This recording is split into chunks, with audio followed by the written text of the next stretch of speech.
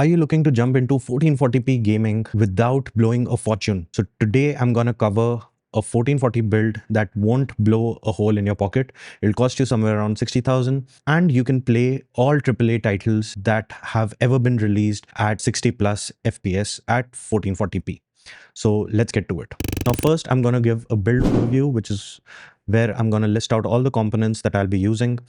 And then we're going to talk about each and every component, and finally we'll be talking about the performance that you'll get out of this build. For the CPU, we'll be going with the Ryzen 5 5600X, highly reliable. For the motherboard, we'll be going with the Gigabyte B450M DS3H Wi-Fi.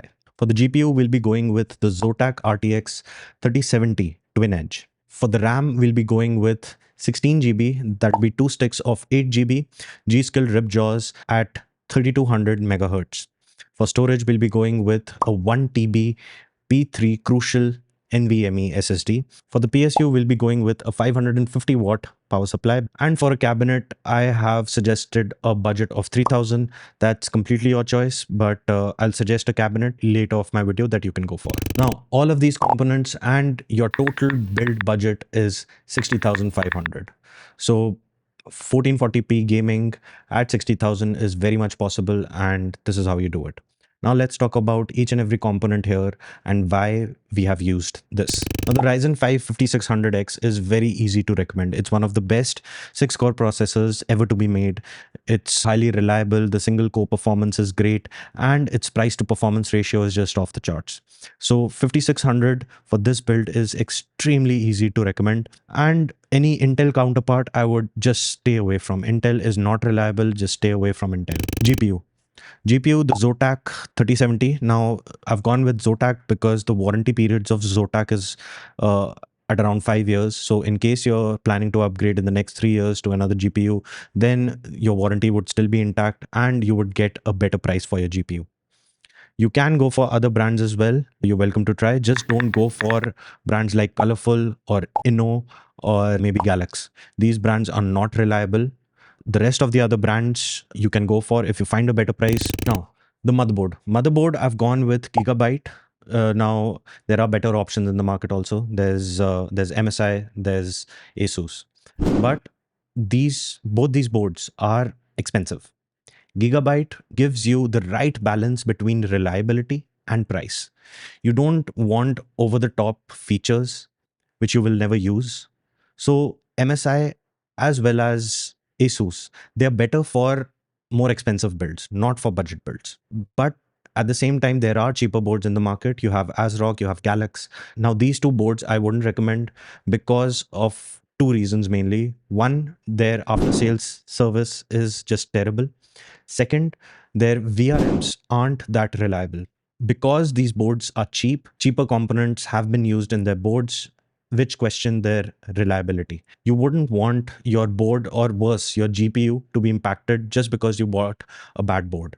So Gigabyte, I feel, has the perfect balance, and you can go with this board without any questions asked. PSU. Now, over here, I've gone with Gigabyte, but you have the option to go with Cooler Master as well. Or if you want a modular power supply unit, you can go for that as well.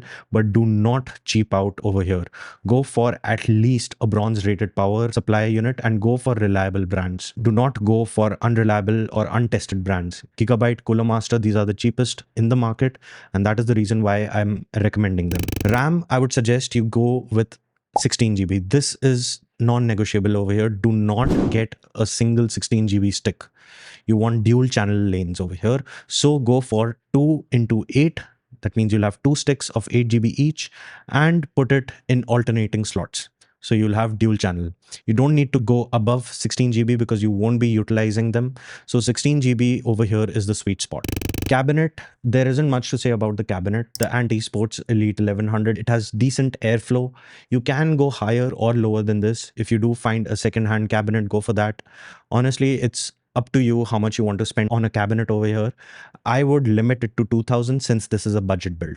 Now let's test out the 60,000 PC that we've just built, and let's see how it performs in real world games. For Doom Eternal, we have average FPS of 207 with 1% lows at 158 FPS. Call of Duty, we have average FPS of 89, 1% lows at 68. Watchdog Legion's average FPS 71, 1% lows at 54. Assassin's Creed Valhalla, average FPS at 63, 1% lows at 45. Let's look at the next 4 games. We'll be playing at ultra settings for all of these titles, and let's find out at 1440p.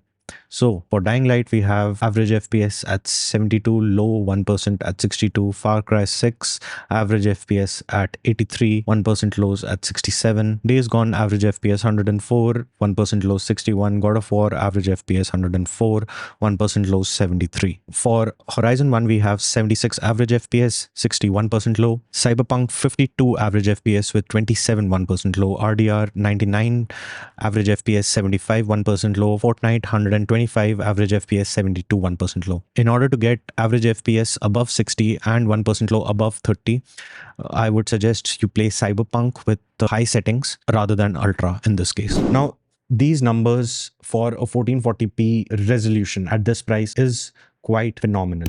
If you like this build, let me know in the comment section below. Now, upgrade paths. Now, this build has a few upgrade paths. You can add another NVMe. You have multiple SATA slots as well available, and you can add a tower air cooler for your CPU as well. So if you want more quiet functionality from your PC, then tower coolers such as the Hyper 212, that's a legendary air cooler, by the way. In case you want to go for, let's say, ultra settings or go for 4K, then 4070 is also an option in the future, and you won't need to change anything in your system. Just replace the GPU and it'll work just fine.